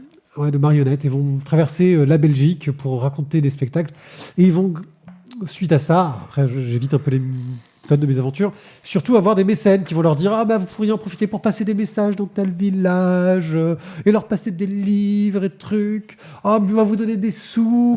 Un nouveau spectacle qui n'est pas terrible, mais c'est pas grave, les enfants ils aiment bien. » Bref, ils se retrouvent un peu malgré eux à être des agents de la résistance. Des passeurs de messages. Donc, on voit un peu comment évoluent les personnages, comment la guerre évolue, le temps passe assez lentement, et les confrontations qu'ils ont avec les gens du peuple, les gens pauvres, les enfants qui essaient de s'arranger, de s'en sortir, le Spirou qui fait ce qu'il peut. On voit aussi le côté de la religion, qui est un peu traité dans une ambiguïté totale, avec le prêtre qui avait l'air sympa au premier épisode, mais qui ne l'est pas tant que ça maintenant, puis un autre curé qui, lui, a l'air d'être plus du côté de la résistance. Un de ses mécènes, justement, qui va aider Spirou. Parce que parfois, on reproche à Spirou que ces spectacles sont un petit peu subversifs quand même, sur certains sujets. Bah oui, c'est des marionnettes, on tabasse des flics, on tabasse l'autorité. Hérétique. Bref. Rouge. C'est un scénar qui, par rapport au tome 1, est de plus en plus dur. On est dans une situation où la faim, la guerre, le front, qui n'est pas si loin que ça, rendent les choses difficiles. Pourtant, la naïveté des héros est confrontée à ce que le lecteur sait. Quoi, qu'est-ce qu'il y a de quoi Non, vas-y. Vous parlez de mon front, hein, c'est ça, bande d'enfoirés. Le front est pas si loin. Moi, je le trouve très présent. Hein. Donc, la naïveté donc, des héros est confrontée à ce que nous, on sait en tant que lecteur. Tout ce qu'on connaît de ce qu'est la guerre. Ça allège un peu la situation, on sait que c'est terrible, et on craint énormément pour les conséquences de leurs actes et de leur arrivée. En parallèle, on suit toujours cette volonté de Spirou de retrouver cette jeune fille juive qui a été déportée, mais pas trop, enfin c'est un peu compliqué pour essayer de la retrouver, et dont on voit qu'il s'est entiché, qu'il est un peu amoureux. Pour ça, Émile Bravo utilise une ligne claire très classique, qui est très très proche de la BD jeunesse. C'est une ligne claire, un peu tatinophile, j'aurais envie de dire, plus que spirouesque. On se retrouve dans une narration, par contre, qui est très bavarde, hyper classique. Plus Tintin encore, je dirais, que Spirou, dans le ton. On le revoit dans les bulles qui sont rectangles. On reste dans cette idée un peu Spirou. Et moi, j'aime pas trop Spirou, mais là... Tintin, pardon, Spirou, j'adore. J'aime pas trop Tintin, mais là, ça marche. On a changé. Ça marque une époque, et ça marque l'époque, ce ton. Et ça montre une façon de raconter un peu différente par rapport à ce qu'on a l'habitude pour Spirou. Sur ce, les couleurs viennent en rajouter une touche. C'est terne. Il y a seuls les visages des humains qui viennent rajouter un peu de couleur à tout ce qu'on voit autour de nous. Les joues des personnages un peu rosés, la chevelure de Spirou qui en jette un petit peu. Il y a des dégradés chauds, expressifs. Enfin, c'est... Je sais pas à quoi vous pensez. C'est le chat qui dit des conneries. Non, c'est pas des conneries, mais du coup, moi, je trouve ça très drôle. Ah, Après Tintin chez les soviets, tu as Spirou chez les féministes, tu vois. ouais. Bref, c'est pas vraiment ce que j'attends d'un Spirou, mais ce que j'attends d'une bonne BD. Il y a des accents tintinophiles que je pense volontaires. J'imagine que le scénariste a fait exprès de faire ces références. D'ailleurs, il y a quelques dessins où on voit clairement Spirou en train de courir avec le pantalon. Enfin, c'est Tintin. Et puis d'ailleurs, ils font référence, ils l'appellent Tintin et le surnomment comme ça. Ça permet d'insister sur cette naïveté du héros qu'on retrouve beaucoup dans les aventures de Tintin où tu as l'impression qu'il subit plus l'histoire qu'il neige au milieu. Ça nous montre... ce que je sais pas, c'est si Bravo va nous montrer comment Spirou grandit et s'affirme pour devenir un héros dans la modernité, ce qui est un des caractères du personnage de Spirou. C'est un personnage qui est toujours dans son époque. Est-ce qui, quelque part, a su aller plus loin que Tintin, peut-être parce qu'il a survécu à ses auteurs. Et j'ai peur que, vu les événements annoncés, il soit probable que la naïveté de Spirou en prenne un coup, et que justement, on voit ça. Et c'est un peu ce que j'attends. Je sais pas où va nous mener Émile Bravo, mais vu la fin du tome, tu te dis, oh putain, comment est-ce qu'il va pouvoir nous raconter ça en gardant cette légèreté? Bref, moi, c'est un tome qui m'a vraiment beaucoup plu, que j'ai trouvé très réussi, qui me rend encore plus impatient de lire la suite, alors que, comme je disais, c'est pas ce que j'attends d'un Spirou du tout, mais c'est ce que j'attends d'une bonne BD. Thio. Alors, Spirou, c'est un peu la légèreté, un côté un peu fantasque avec Marsupilami, tu vois, le truc un peu cool, quoi. Et oui, il est quand même, c'est un peu très lourd, en fait, certains passages dans l'Espoir malgré tout, parce que tu as vraiment t'abordes des sujets qui sont pas hyper faciles, quoi. Quand t'as justement les petits gamins et que y en a un qui a eu son père qui a été attrapé par la Gestapo et qui est enfermé, et que du coup le gamin il comprend pas pourquoi, parce que son père, ouais, il fait un petit peu de trafic, mais bon, c'est pas. Et tout est, comme tu dis, est amené avec tellement de légèreté et de naïveté de la part de Spirou, tu te dis mais punaise, quoi. Même Fantasio, il a compris certaines choses, quoi. Bon, il fait d'autres conneries, ce Fantasio. Mais Fantasio, il est toujours voilà. à l'ouest. Hein, mais même il a compris des trucs et que l'autre comprend pas. Et la fin du tome m'a séché. Moi, j'étais là, je me suis dit, oh putain, mais comment tu... Voilà. Et justement, se poser la question de se dire, mais comment est-ce qu'il va s'en sortir de là où il est, de la situation dans laquelle il se retrouve? Tu te dis, mais bon, voilà. J'attends la suite, impatiemment, parce que clairement, c'est un Spirou qui m'a sorti de mes habitudes. Voilà, je veux dire, on a cassé la routine de Spirou, et je me suis retrouvé dans quelque chose que j'attendais pas du tout. Mais j'ai trouvé que c'était un enchantement, quoi. Ouais, non, ouais. Ouais, coup de cœur, ouais. Ouais, non, là, Non. Hein Tu l'as pas lu, toi, on s'en bat les couilles. Si, je l'ai feuilleté. Non, Non, ça tu suffit ne l'as pas. pas lu. Ça suffit pas. Il faut le lire de A à Z. Ouais. Et il faut lire le premier tome aussi. Bande d'enfoirés. Ah bah oui, non mais attends, il y a Ah des non, règles. mais quoi. à un moment donné, monsieur, c'est les règles. Il y a des règles, on peut pas non Donc, plus si vous voulez passer. voir Crétou, ouais, coup de cœur, quoi. Non, franchement, ouais, je Je trouve voulais que pas attendre le tome 3 et 4 Disons qu'il y a un tel passage qualitatif sur ce tome-là. On n'est plus dans une attente que la qualité arrive, elle est là, totalement. Dans le premier tome, on pouvait encore se dire, ouais, c'est sympa, il nous raconte quelque chose de dur, etc. Mais bon, pour le moment, ça reste un peu léger. Là, boum, il nous en fout vraiment plein la gueule. Moi, j'ai pas réussi. Hein. J'ai essayé de le démarrer 2 fois. J'ai pas réussi à rentrer. Et bon, à ma décharge, j'ai eu un pitch du tome 1 parce que j'ai raté le tome 1. Mais j'ai pas eu la lecture complète. Mais vraiment, moi, j'ai vraiment eu du mal avec la partie dessin, avec la partie gaufrier. C'est très, très, très à l'ancienne. Et puis, encore une fois, ça, tu le disais, Spirou, tu n'attends pas ça de lui, quoi. C'est complètement à contre-emploi. Et c'est pas le bon personnage, je trouve, pour faire ça. Moi, ça m'a... Alors, Voilà, c'est plus subtil que ça, parce que l'historique de Spirou vis-à-vis de la Seconde Guerre mondiale est très, très, très... alors, il faut plonger un peu dans l'histoire de Spirou. Spirou est un personnage qui existait avant la Seconde Guerre mondiale, voilà, clairement. Il faut savoir que le magazine Spirou a été interdit par les nazis.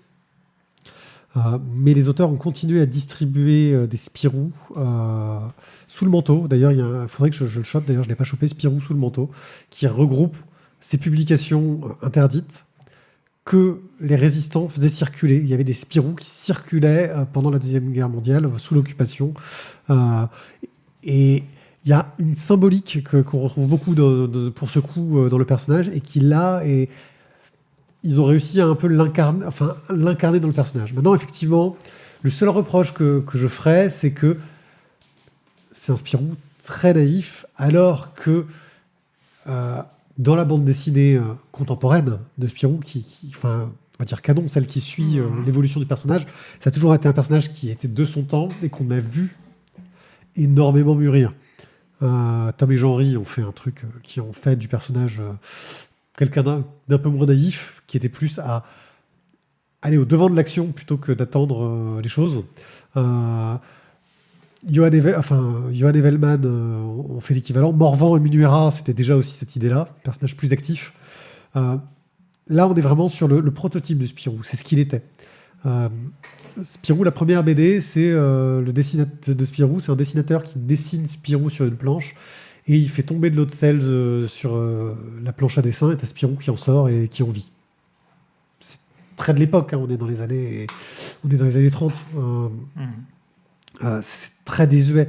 Et là, je trouve qu'il arrive à trouver, Émile Bravo, une sorte de lien entre l'origine de l'époque, quoi. La bande dessinée jeunesse à l'époque, c'était très, très bas de plafond au niveau de ce que ça racontait, et l'évolution d'un personnage pour devenir ce qu'il est maintenant. Ouais, mais je sais pas. Moi, je reste très dubitatif. À titre, comme je disais, purement personnel, j'ai pas réussi à rentrer dedans. Et c'est à mon sens pas forcément le bon personnage pour raconter ça. Alors après, The Entertainment disait que ça marquera pas tant que ça l'histoire. Je suis pas forcément de cet avis, dans le sens où même si ça m'a pas plu, je pense que le contre-pied complet qui est fait, ou le contre-emploi complet qui est fait de Spirou là-dedans, permet de lui donner une autre image de lui et de raconter les choses différemment. Donc de ce point de vue-là, pour ceux qui aiment la bande dessinée, je pense que l'ensemble des 4 tomes pourra potentiellement être Attention, marquant. C'est pas un total contre-pied, c'est ça que j'essayais de dire aussi. Hein. Mais que ça se rapproche du personnage de l'époque. Oui, mais pas dans son traitement psychologique, et pas dans le traitement graphique, et pas dans le traitement couleur. Enfin, je dis pas que c'est éloigné de la Belgique et du vécu avec le nazisme et du vécu historique entre la bande dessinée et Spirou. Mais le personnage en lui-même, on reste quand même assez loin, et assez loin des attentes du lecteur à la base, quoi. C'est à ça qu'on reconnaît un Tizak. Il peut longtemps parler de quelque chose qu'il n'a pas lu. Mais si, je l'ai feuilleté 2 fois. T'es chiant. Bon, on va conclure là-dessus. Pardon. Sujet. C'est GDP, c'est coup, c'est 0,50 et c'est de Émile Bravo et Fanny Benoît. Et c'est bon, essayez les parties en couille. On va finir l'émission. Sujet.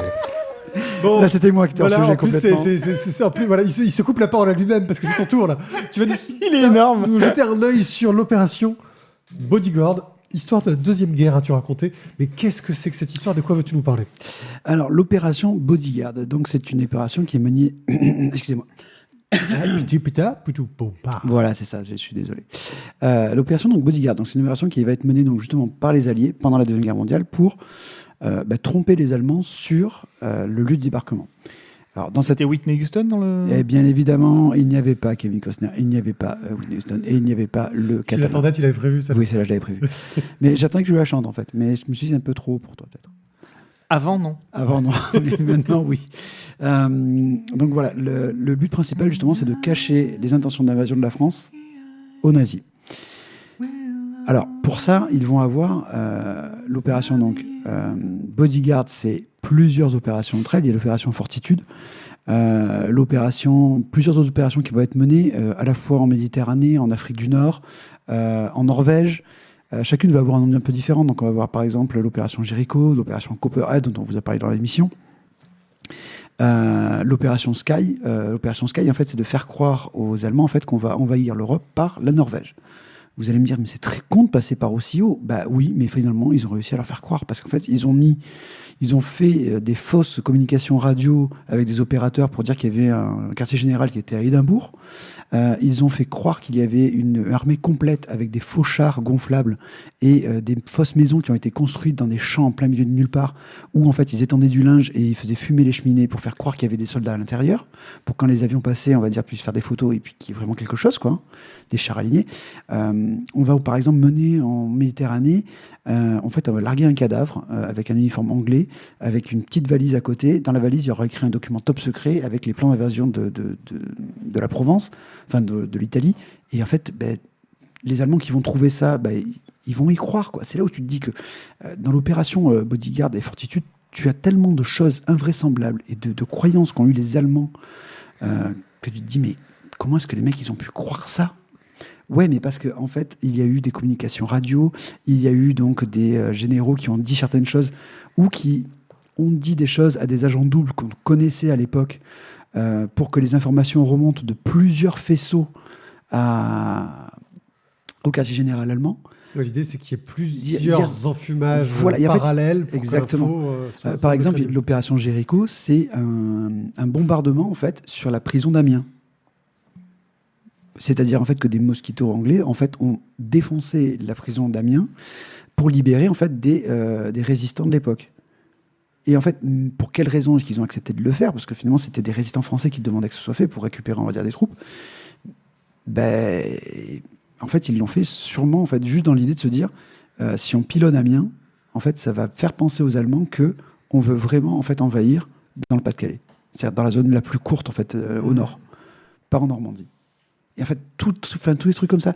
Et donc, tous ces faisceaux-là, en fait, de l'opération Bodyguard, ont permis, on va dire, de faire croire aux Allemands, ou de ne pas leur faire trouver, on va dire, à quel endroit exactement ça allait débarquer, à la fois sur le front ouest et à la fois sur le front sud, dans le débarquement méditerranéen.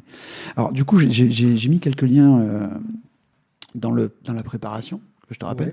Ouais. Vous avez une vidéo, en fait, qui est donc de Hérodote.net, qui désormais est un podcast qui s'appelle Timeline, qui est fait par Frank Fremder, qui parle justement donc, de l'opération Fortitude. Récemment, vous avez eu sur Radio France Classique, Franck Ferrand raconte, qui a fait une émission spéciale sur l'opération Jericho, qui est donc le bombardement de la ville d'Amiens. Après, vous aimez pas Franck Ferrand, peu importe, mais c'est un petit podcast à écouter, ça dure une vingtaine de minutes. Par contre, le Hérodote.net, là, ça dure, je crois, presque 2 heures. Voilà, Franck Fremder, il aime bien quand ça dure et que ça, il aime bien rentrer dans le détail. Mais vraiment, si vous êtes passionné, vous allez vous régaler. Vous avez aussi, j'ai mis de mémoire un axolote sur les fake news, qui parle justement un petit peu de toute l'opération Fortitude. C'est un peu plus court que Franck Fremder avec Hérodote.net. C'est plus lisible aussi parce que du coup c'est vraiment une vidéo. Il est très bien ce Axolot. Il est très bien, ouais, Axolot c'est toujours très bien. Et vous avez aussi Nota Bene en fait qui a fait une vidéo sur la propagande au cours de la Deuxième Guerre mondiale qui est assez intéressant. On ne rejoint pas vraiment le plan Fortitude, mais on a quand même aussi des choses qui ont été mises en place. T'as pas mis de vidéo sur celui-là ? Non, parce que j'y ai pensé après, en fait. Et après, sinon, je vous conseille un bouquin, parce que là, du coup, on l'a fait la totale, quoi. C'est un petit bouquin qu'on m'avait offert, et je trouve ça très drôle. C'est un bouquin donc, de Patrick Pénaud et de Monsieur X. Monsieur X, c'est donc des chroniques qui se faisaient, je ne sais pas si ça se fait encore, ça se faisait, oui. Sur France Inter. Et donc, c'est les grandes mystifications de l'histoire. Voilà, c'est plein de fois où, justement, on a un peu menti sur la vérité pour essayer de faire passer des choses. Voilà, tout ça pour vous dire que l'opération Fortitude, c'était un truc à peu près de ouf. Et c'est vrai que l'opération Copperhead était pas mal à monter, mais il n'y avait pas que ça. Oui, il y en avait des tonnes. C'était l'enfumage multiple. Sur de multiples faisceaux, des rencontres dans les ambassades en Espagne, parce que du coup, l'Espagne ne participant pas à la guerre. Et c'était un peu un nid à espions, on va dire. Et donc, voilà, tous ces faisceaux ont permis de faire du chemin que le débarquement a fonctionné. Mais là aussi, c'était quand même un peu un pari, comme tu disais. C'était un peu, on essayait de se faire croire que le mec qui avait le pistolet haut dans la pièce, en fait, c'était un vrai pistolet. Mais et finalement, à force d'avoir mis plein d'indices, eh ben, ils ont vraiment cru que c'était un vrai pistolet. Et puis ils se sont fait emmerder parce que du coup ils savaient pas comment gérer le front Est non plus parce qu'ils se faisaient manger sur le front Est et ils voulaient pas trop le découvrir non plus, mais comme les éléments disaient que ça allait être dispersé un coup au nord, un coup machin, voilà, ça En les fait, a bien emmerdés aussi sur le front Est. En fait, surtout, c'est que ça a obligé en fait, les Allemands à laisser des divisions en, fait, en Finlande, puis du coup aussi en Grèce, en Italie, en Provence. En fait, du coup, ça a dilué, on va dire, la puissance allemande, ce qui fait que ça a facilité finalement le débarquement, le vrai débarquement. Et puis les volontaires norvégiens sont repartis, ont été rappelés aussi chez eux pour qu'il y ait des forces armées directement en Norvège. Ok, bah merci Thio pour ce petit retour historique sur des points intéressants. J'avais entendu le podcast de Richard Fremder sur le sujet. C'est Richard Fremder, tu t'es trompé sur le Richard Fremder. Ouais, il me semble. Hein. Richard, oui, après. T'avais pas dit Richard, t'avais dit un autre nom tout à l'heure, je crois. Ah, peut-être. Bon, quoi qu'il en soit, merci de nous avoir écoutés. Avec plaisir, moi j'étais ravi de vous écouter. Oui, je sais. Ouais. Tu aimes nous entendre. Ouais. Voilà, tu nous supportes un peu quand même au bout d'un moment. Non, Ah c'est oui. pas trop dur. Bah, carrément. On espère que vous avez apprécié cette nouvelle formule légèrement remaniée de notre émission. N'hésitez pas à nous faire vos critiques. Nous sommes présents sur les réseaux sociaux, que ce soit Facebook, sous le nom La Voix des Bulles. Sur Twitter, c'est mon compte, c'est OneEyePied, c'est impossible à épeler, mais vous trouverez tous les liens sur lavoixdesbulles.fr afin de nous dire votre avis. Vous pouvez même laisser des commentaires sur le blog. Je sais, c'est vieux notre époque, ça ne se fait plus trop. Hein, laissez des commentaires sur les blogs. Surtout, Le terme de blog déjà. Il y a quelqu'un qui les lit, en fait. Je ne sais pas, pourtant avec le temps que je passe à écrire ces articles, avec ces petites images, avec des liens fort intéressants sur lesquels vous pouvez cliquer, qui vous emmènent sur la page Amazon. Oui, je sais, c'est le mal, mais ça nous permet peut-être de nous racheter des bouquins, car on gagne des sous un peu avec Amazon. Ouais, puis vous avez vu, moi j'achète que des bouquins à 50 000, alors allez-y quoi. Ouais, voilà. C'est un très bon choix. Suivez les conseils de Tizak, même si on n'est pas d'accord avec lui. Surtout si vous passez par nos liens Amazon. Pareil, j'adore. Merci encore. On se retrouve très bientôt pour de nouvelles émissions. On espère qu'on va réussir à retrouver un rythme un peu plus standard cette année. Ouais, 2 émissions par mois, on va les tenir. On va puis faire des festivals, tout ça. Des festivals. Des quoi? Des festivals. Des festivals. Ouais. Ah, ouais, c'est maintenu, en fait. Ouais. Des festivalos. Allez, au revoir. Ciao, ciao. Allez, Merci ciao, ciao, beaucoup. bonne soirée. Bye bye. Ciao, ciao.